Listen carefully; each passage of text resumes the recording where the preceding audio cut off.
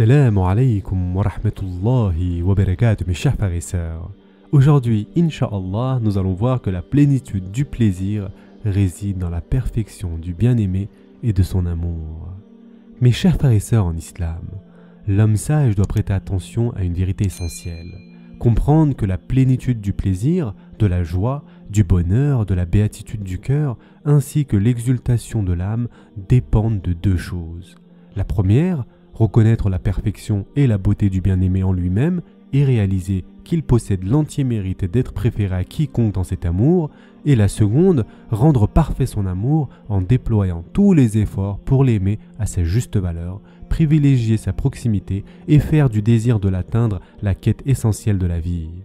Tout esprit sensé sait que le plaisir tiré de l'obstention du bien-aimé dépend de la force déployée pour atteindre son amour. Plus l'amour est fort, plus le plaisir de l'amant devient parfait. La satisfaction de la personne assoiffée s'accomplit lorsque l'eau pure coule dans son gosier, et celle de la personne affamée lorsqu'enfin elle consomme un repas délicieux. Les choses semblables s'enchaînent ainsi, toujours selon le degré du désir, d'intensité, de la volonté et de l'amour. Celui qui comprend cela réalise que c'est la source même du plaisir, de la joie et du bonheur qui doit être recherchée, et celle-ci devrait représenter en toute logique la quête de chaque être vivant et sensé. Comment ne pas blâmer une délectation qui entraînerait une douleur bien plus vive qu'elle-même, ou qui empêcherait l'apparition d'un plaisir meilleur et plus noble? Car ce qui se cache parfois derrière une jouissance peut ne conduire qu'à de grands regrets et empêcher la réalisation d'un bien-être et d'une joie bien supérieure.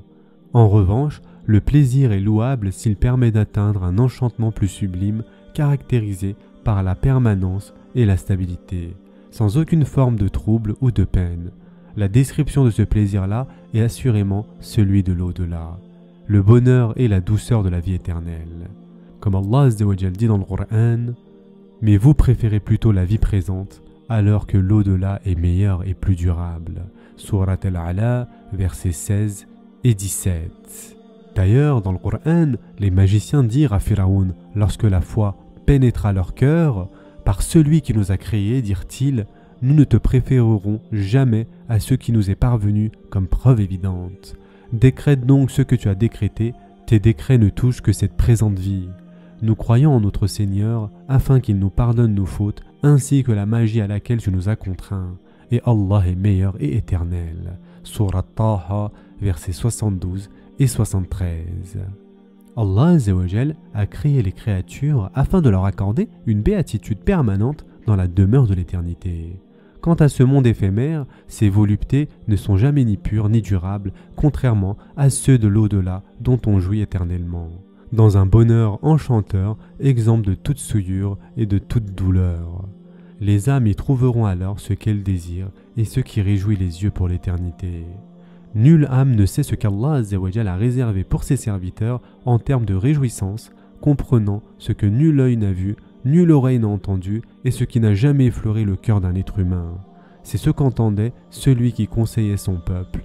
Et en effet, Allah Azza wa Jal dit dans le Coran, « Et celui qui avait cru dit, ô mon peuple, suivez-moi, je vous guiderai au sentier de la droiture. Ô mon peuple, cette vie n'est que jouissance temporaire, alors que l'au-delà est vraiment la demeure de la stabilité. » Surat Ghafir, versets 38 et 39. Qu'indiquait donc de façon si claire la parole de cet homme, sinon que ce bas monde n'est qu'une jouissance transitoire et que l'au-delà est la demeure permanente. Lorsque l'on comprend que les plaisirs et les joies de ce monde ne sont que des moyens pouvant mener aux délices de l'au-delà, et que ce monde et son enchantement n'a été créé qu'à cette fin, alors toute délectation dont l'objectif aide à atteindre les plaisirs de l'au-delà et y conduit ne peut être blâmée, mais doit plutôt être louée en fonction de la capacité qu'il détient à mener aux joies éternelles de la demeure dernière. Mes chers frères et sœurs en islam, comme vous le savez, le plus sublime bonheur et ravissement de l'au-delà est de pouvoir contempler la face du Seigneur, d'entendre ses paroles et d'être en sa noble présence.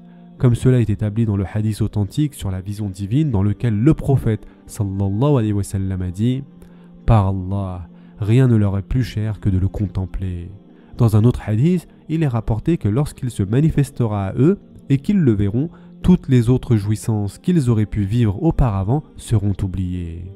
Dans les Sunan d'An-Nasa'i et le Musnad de l'imam Ahmed, d'après Ammar ibn Yasir radiallahu an, le prophète sallallahu alayhi wa sallam disait dans sa prière: Ô Allah, je te demande la délectation de contempler ton noble visage et le désir de ta rencontre.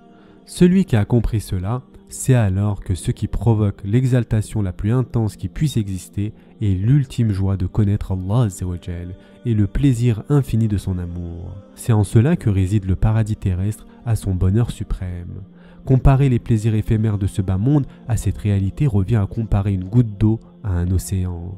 En effet, la création de l'esprit, du cœur et du corps n'a pour seul objectif qu'accéder à cette dimension divine. Tel est le plus sublime des sentiments de ce monde. Le connaître et l'aimer est l'extase la plus élevée du paradis et sa contemplation. Son amour et sa connaissance sont la joie des yeux, la délectation des âmes, l'extase des cœurs et le plus grand bonheur de ce monde. En revanche, les jouissances mondaines qui détournent les esprits de cet objectif se transforment en douleur et en tourment, laissant celui qui les poursuit se noyer dans une vie misérable. Le véritable bonheur de la vie ne se réalise que dans la présence divine. Un des hommes pieux qui avait goûté à l'amour d'Allah Azza wa Jal disait autrefois: si les gens du paradis sont dans un tel bonheur, alors rien n'est plus exaltant que leur vie. Et il y a une autre parole rapportée par un saint qui disait: si les rois et les fils des rois avaient connaissance de ce que nous détenons comme bonheur, ils nous combattraient par l'épée pour nous le ravir. Sans ce véritable amour, le cœur ne découvre en réalité ni plaisir, ni bonheur, ni succès, ni vie, tout n'est alors qu'illusion. S'il est en privé, sa douleur est semblable et bien plus profonde que celle de l'œil privé de lumière, de l'oreille privée d'ouïe, du nez qui perd son odorat ou de la langue privée de parole. En réalité, la corruption du cœur, due à la privation de l'amour et de son Créateur, est plus vaste que la corruption du corps privé de son âme. Seuls les êtres qui cheminent grâce à la lumière de la vie intérieure comprendront cela, car une blessure n'affecte aucunement un mort. Le but essentiel est de réaliser pleinement que les plus grandes et véritables joies de ce bas monde sont celles qui mènent à celles de l'au-delà, infiniment plus grandioses. Et enfin, pour terminer, mes chers frères et sœurs en islam, les plaisirs du monde peuvent être répertoriés en 3 types. Le plus important et le plus parfait est celui qui mène au ravissement de l'au-delà. Et celui qui en jouit en obtient les plus grands bienfaits. Chacun de ces actes, qu'il s'agisse de manger, de boire, de s'habiller, de se marier, ou en soulageant sa colère en triomphant sur l'ennemi d'Allah Azza wa Jal et le sien, et il ne le fait que pour plaire à son Seigneur, et en reçoit donc la glorieuse récompense. Combien est couvert de grâce celui qui goûte au plaisir de la foi, de la connaissance d'Allah Azza wa Jal, de l'amour ressenti pour lui, de son désir ardent de le rencontrer, et son espoir de voir sa noble face dans les jardins de la félicité. Le deuxième type de plaisir est un plaisir pervers car il empêche les joies promises de l'au-delà de se réaliser. Il entraîne des douleurs bien regrettables comme le médiocre contentement de ceux qui prennent des idoles en dehors d'Allah Azza wa Jal, comme objet d'affection dans la vie terrestre, les aimant tels qu'il faut aimer Allah Azza wa Jal et profitant les uns des autres. Ils diront dans l'au-delà lorsqu'ils rencontreront leur Seigneur, comme Allah Azza wa Jal dit dans le Coran, et le jour où il les rassemblera tous: ô communauté des djinns, vous avez trop abusé des humains. Et leurs alliés parmi les humains diront: ô notre Seigneur, nous avons profité les uns des autres, et nous avons atteint le terme que tu avais fixé pour nous. Il leur dira: l'enfer est votre demeure pour y rester éternellement, sauf si Allah en décide autrement. Vraiment ton Seigneur est sage et omniscient, et ainsi accorde-nous à certains injustes l'autorité sur d'autres, injustes à cause de ce qu'ils ont acquis. Sourate An'am, versets 128 et 129. Ainsi est le plaisir des gens de la débauche, de l'injustice, de l'oppression sur terre et de l'orgueil sans raison.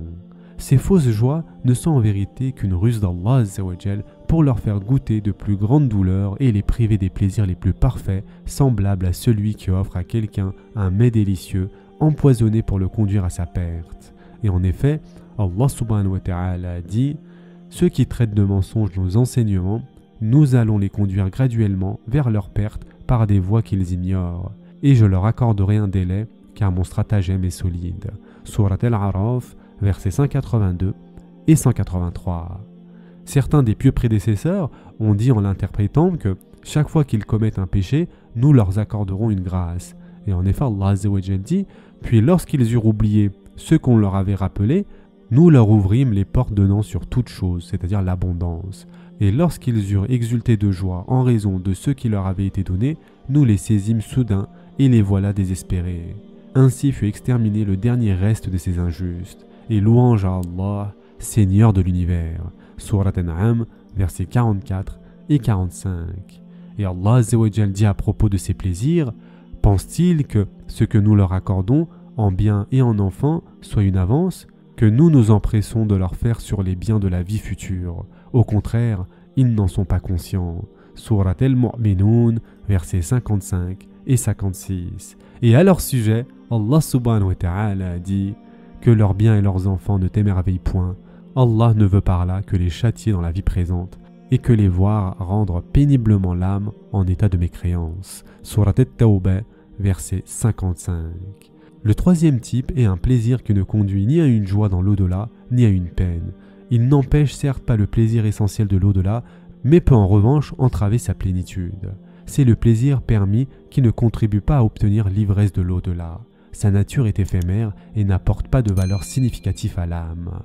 Il est donc préférable de s'en détourner pour ce qui est meilleur et plus bénéfique. C'est ce que le prophète sallallahu alayhi wa sallam a mentionné. En effet, le prophète sallallahu alayhi wa sallam a dit « Tout divertissement par lequel l'homme s'occupe est vain, sauf s'il tire à l'arc, dresse son cheval et se divertit avec son épouse, car ceux-ci font partie d'une dimension louable. » Ce qui aide à obtenir donc le plaisir recherché pour lui-même est vrai, ce qui n'y aide pas est vain. Ce sera tout pour aujourd'hui. En attendant, prenez soin de vous mes chers frères et sœurs et à très prochainement, Inch'Allah.